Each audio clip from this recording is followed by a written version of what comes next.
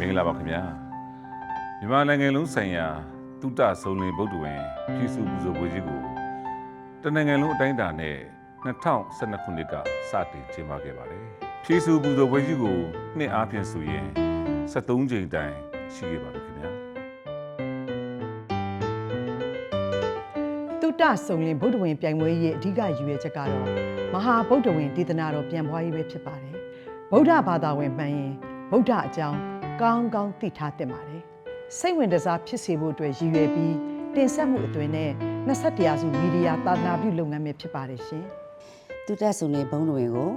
မူလတန်းအစစ်အလယ်တန်းအစစ်အလွတ်တန်းအစစ်ရလို့ခွဲခြားသတ်မှတ်ပြီးတော့ကျက်ပပြုလုပ်နေခြင်းဖြစ်ပြီးတော့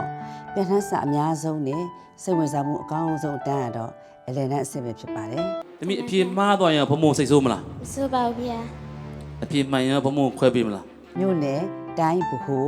အစစ်စစ်အရေးချင်းစစ်စံပွဲတွေကိုပဏာမအဖြစ်ဖြည့်ဆို့ကြမှာဖြစ်ပါတယ်။တနိုင်ငံလုံးမှာလည်း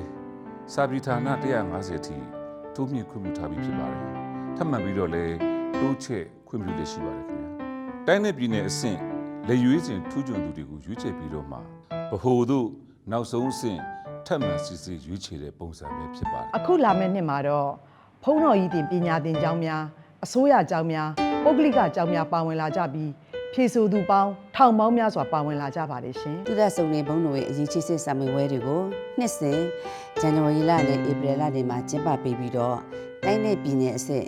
ပထမထူးကျော်စုကိုရွေးချယ်ပေးပါတယ်ဖြည့်ဆို့ရမယ့်အဖြစ်၄မျိုးပြီးအမှန်ရွေးmultiple choice ပုံစံဖြစ်ပါတယ်။လေးလာကြည့်ရှုရမယ့်အကြောင်းအရာတွေအများစုကတော့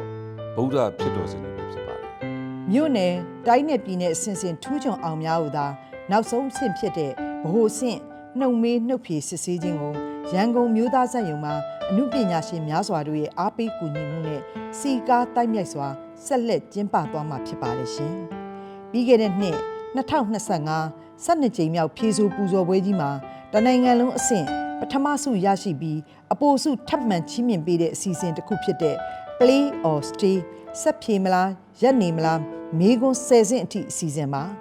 ဖြည့်ဆို့ပူဇော်အောင်မြင်သွားပြီးဆုချီးမြှင့်ငွေ380အထိရရှိသွားသူကတော့ဗုဒ္ဓမာမကရေးချမ်းမှုအသေးမအီချဖြူအခုလာမဲ့ဒေရသမ73ကြိမ်မြောက်တုတဆုံလင်ဘုံတော်ရဲ့ဖြည့်ဆို့ပူဇော်ပွဲကြီးနောက်ဆုံးအစစ်ကို2026ခုနှစ်မေလ28ရက်နေ့မှာစတင်ကျင်းပတော့မှာမလို့သက်ဆိုင်ရာမြို့နယ်ပြည်내ကျောင်းတော်မှာတစ်စစ်အရေးကြီးတဲ့စာမေးပွဲတွေကိုဝင်ရောက်ဖြည့်ဆို့ပူဇော်နိုင်ကြပါရန်ညွှန်ဆိုလိုက်ရပါတယ်ရှင်ပိတ်ခေါ်ပါသည်သူပွေတော်လီလာကြည့်ရှုကပူဇော်ဘုဒ္ဓဝီပွေကစီစဉ်တဲ့နော်ဘုဒ္ဓဝီပွေကစီစဉ်တဲ့နော်ကုသူရဘူးအထူးရင်မြောင်းမတနိုင်ငံလုံးဆိုင်ရာသူတဆုံလေဘုဒ္ဓဝီအခွေကြီးမှာကြီးမှုချင်းပါနေစေအနုလာခုံမေတမှုရရကုန်စေ